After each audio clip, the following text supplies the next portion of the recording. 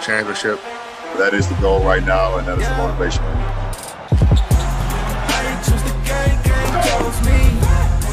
LeBron James delivering. I'm a champion, I need some trophies.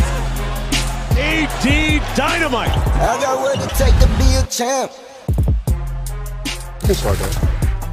LeBron James feels great. Did you hear me? Great. After 2 days of high-level workouts and plans to return tonight when the Purple and Gold host the young, surging Knicks, James visited an ankle specialist last week. He's missed 24 of the Lakers' last 26 games with a high ankle sprain. Anthony Davis calms fans' nerves, saying LeBron will be just fine with a big old smile, and I paid attention to that. He returns to the Lakers team that is a game and a half back of the Blazers for 6th in the West, the last spot to avoid the play-in tournament. If the Lakers can't get through the play-in, it'll be the second time LeBron has missed the playoffs in his last 3 seasons. That after 13-season streak of making the playoffs each year. We're talking postseason. Chris Canty, tell me this. Does LeBron pass MJ? Here we go, everybody. Does LeBron pass Michael Jordan, his airness, the GOAT, if they repeat? No, Molly, he can't pass Michael Jordan. Okay. Now, he can get damn close, and I already think it's LeBron and Michael Jordan in the room in terms of greatest players of all time, and nobody else. That's how special LeBron James is. To get to 10 NBA Finals and to win 4 of them, that's an incredible accomplishment. He's a dynasty unto himself. But I don't think he can eclipse Michael Jordan, and here's why. When it comes down to being at your best, when your best is required, Michael Jordan is 6-0 in the NBA Finals, and he's never let an NBA Finals series get to a Game 7. Now, I get it. I understand what happened in those other years that Michael Jordan didn't make it. My point being that Michael Jordan was one of the most dominant players that we've ever seen, if not the most dominant in NBA Finals history. I just feel like for LeBron James to catch him, it would be a little bit much. So, I mean, you look at the series that he had in 2011 against the Dallas Mavericks. You look at the series that he had in the NBA Finals against the Spurs in 2014. And to me, those are things that knock LeBron James down a peg when we have this comparison between him and Michael Jordan. That being said, I mean, LeBron James is a phenomenal player. Again, I think he could get close to Michael Jordan. He might even tie where Michael Jordan is at, but I don't think he can get past him. Stephen A. brought this up last week.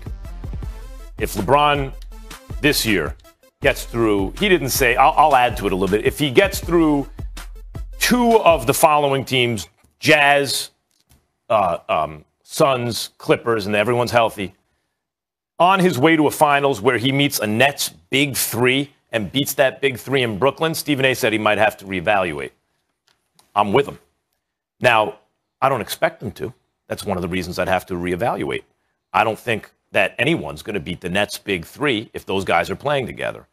All 3 of them. They're all healthy. I don't think they can do it, but that's the point. That would be the second time in LeBron's career that he slayed the monster.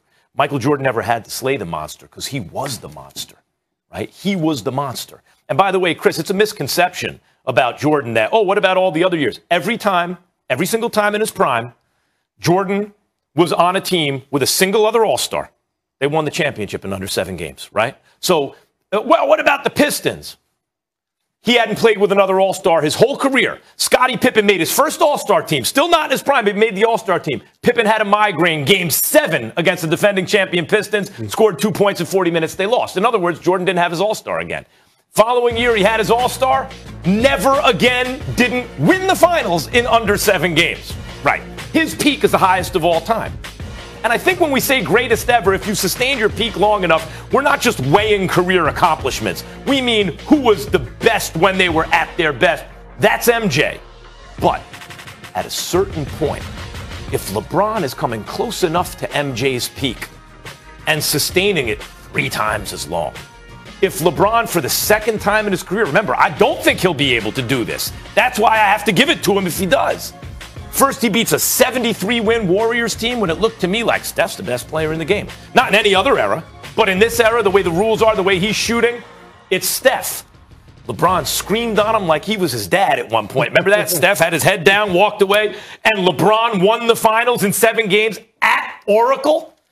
His team, partly because of him, held the Warriors, the greatest half-court offense ever. Last 4 minutes, 22 seconds at home, game 7. Fate of the universe on the line. They're about to be called the greatest team of all time to 0 points. LeBron, and by the way, iced the game on the free throw line. LeBron did, right? LeBron will have, for the second time, performed a miracle. Like when Muhammad Ali beat George Foreman 10 years after he beat Sonny Liston. That kind of miracle. And I think, given his closeness to MJ at his peak, if he were to do that, guys like you and me have to sit down and have a talk. We're going to have to reevaluate some things.